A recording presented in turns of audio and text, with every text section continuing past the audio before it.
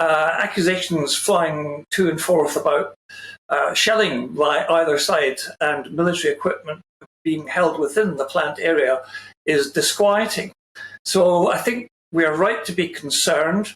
I don't think the Russians necessarily have thought this through and made this an issue, but I think it's an issue which has evolved as the war continues. What does it say about the tactics of the Russian army here? Perhaps even the desperation of them. It's not clear that this is a military target. This is a piece of civilian infrastructure.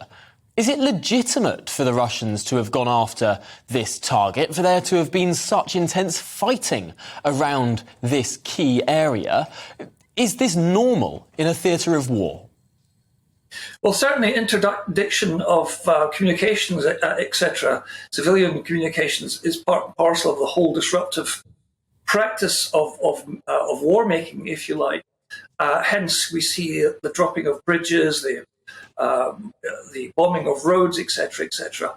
I think where we've got to be careful is when the civilian population, which is not directly involved in any of the conflict, becomes affected.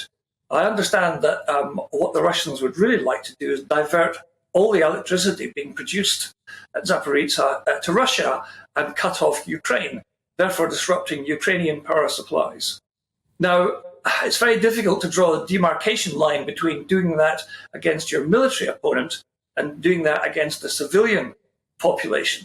And that's where the difficulty lies.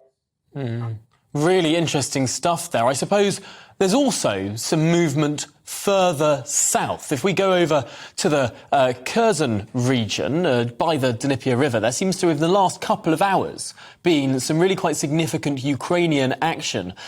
Potentially the Ukrainians being able to push the Russians off that little outpost and back east across the Dnieper River.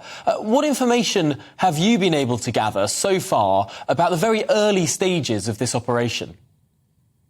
Well, it's a developing situation. The social media is a buzz with it all at the moment, and people are trying to decide and decipher whether this is actually the beginnings of the long-awaited Ukrainian strategic counteroffensive, because there's no doubt there's increased activity around Kherson, including the use of long-range missiles on various Russian sites and on the communications, the bridges across the Dnieper River. I think that the Russian army finds itself in a precarious position because there is a great danger that it will be cut off from the rest of the Russian army in Kherson because it's on the west side of the Dnieper.